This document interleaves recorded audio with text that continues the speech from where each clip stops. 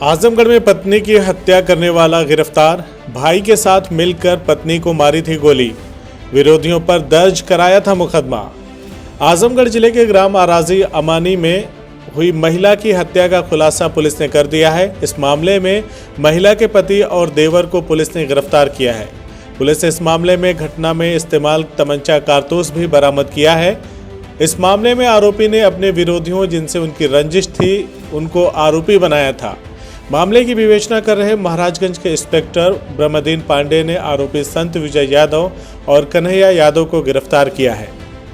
बता दें कि विरोधियों को फंसाने के लिए पिता पर किया था हमला। मामले का खुलासा करते हुए एसपी ग्रामीण सिद्धार्थ ने बताया कि विरोधियों को फंसाने के लिए आरोपी ने 10 दिन पहले अपने पिता पर भी जानलेवा हमला किया था। आरोपी संत विजय यादव ने बताया कि हमारे चाचा जयराम ने अपने हिस्से की जमीन चंद्रशेखर यादव की सरहज आशा देवी पत्नी सुरेंद्र यादव निवासी बगई बनहरा थाना रौनापार जनपद आजमगढ़ को व अपने ही गांव की जरीना पत्नी मुनीर को बेच दिया था। आशा देवी की जमीन पर चंद्रशेखर यादव ने कब्जा करा दिया था। उस कब्जे के दौरान भी मैंने काफी विरोध किया था। मुकदमा लिखवाने के उपरांत भी वह लोग पुनः पैमाइश को लेकर प्रयासरत थे। उसी रात अपने पिता के ऊपर जान से मारने की नीयत से फायर करने व पिता के घायल होने के संबंध में 112 नंबर की पुलिस को रात्रि को सूचना दिया और विरोधियों के विरुद्ध मुकदमा दर्ज करा दिया। आरोपी ने इस बात को स्वीकार किया कि जब लगा कि छोटे मुकदमों से काम नहीं चलेगा तो अपने भाई कन्हैया के साथ मिलकर रणनीति बनाई। देसी कट्टे से अपनी पत्नी अंतिमा को गोली मार दिया। इस मुकदमे में उन लोगों को मुलजिम बनाया जिनसे उसका विवाद चल रहा था या वह रंजिश रखता था। आरोपी ने यह भी स्वीकार किया कि अंतिमा से मैंने शादी नहीं किया था, मैं उसको भगा कर ले आया था। आरोपी संत विजय यादव पर 6 मुकदमे जबकि भाई कन्हैया पर 2 मुकदमे दर्ज हैं। दिनांक 29/30 की रात में थाना महाराजगंज के अराजी अमानी गांव में यह सूचना मिली कि एक महिला की गोली मारकर हत्या कर दी गई है। इस पर पुलिस बल तत्काल मौके पर पहुंचा तो पाया गया कि एक महिला को गोली मारकर हत्या हुई है।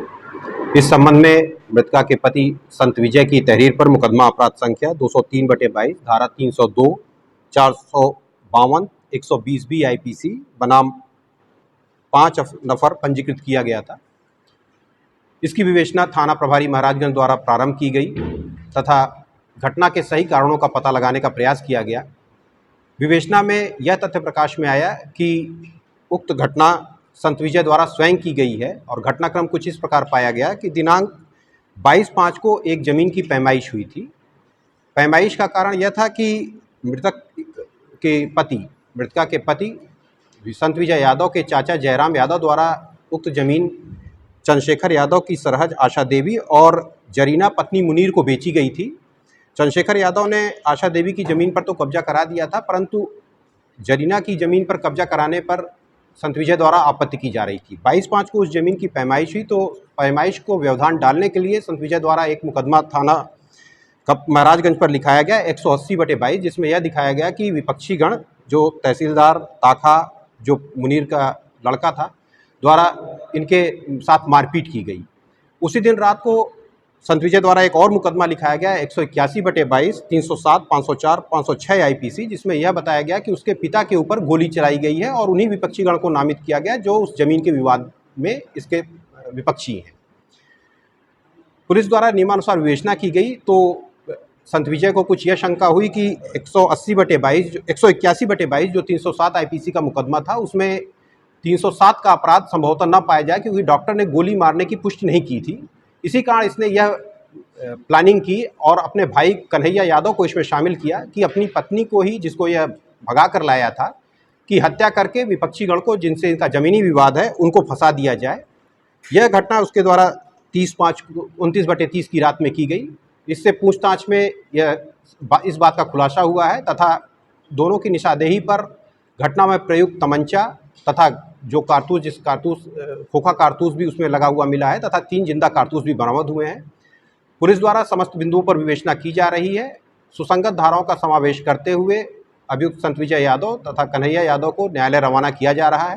विवेचना के दौरान और जो तथ्य प्रकाश में आएंगे उन पर समुचित विवेचना की CIB इंडिया न्यूज की सभी खबरों को देखने के लिए लाल रंग की बटन को दबाकर चैनल को सब्सक्राइब जरूर करें, घंटी जरूर दबाएं ताकि हमारी सभी खबरों के नोटिफिकेशंस आप तक पहुंचते रहें।